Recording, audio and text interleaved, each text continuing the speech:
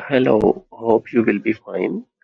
So, I have created this dashboard and connected your three boards with this dashboard, right? And you can see this data is filtered for this month. Here is the widget for inquiries this month. You can see what is the status of the inquiry and number of inquiries for this month, right? And this is the total number of inquiries.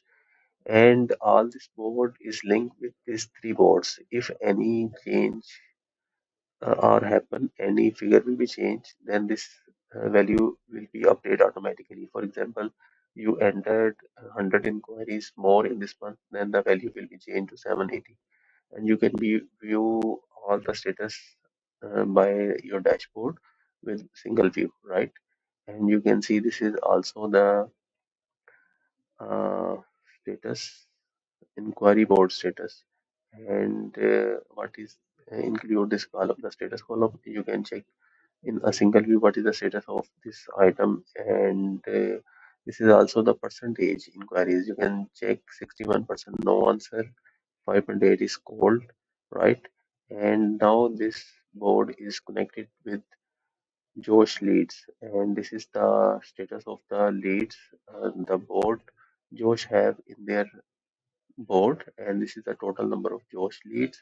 And you can see this is this week Josh lead. If any leads will create in Josh in this week, then the number will be happen here, right?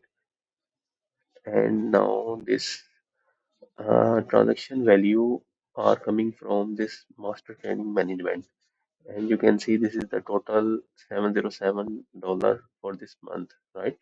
And this is the call attempt. You can see if any member will attempt the calls, the list will be pop up here. And this represent the master contract sent, 23 to 3 contracts signed, and the remaining the status of the number of items. And this is the figure of total amount paid with this master board. And you can see all your board status in one view.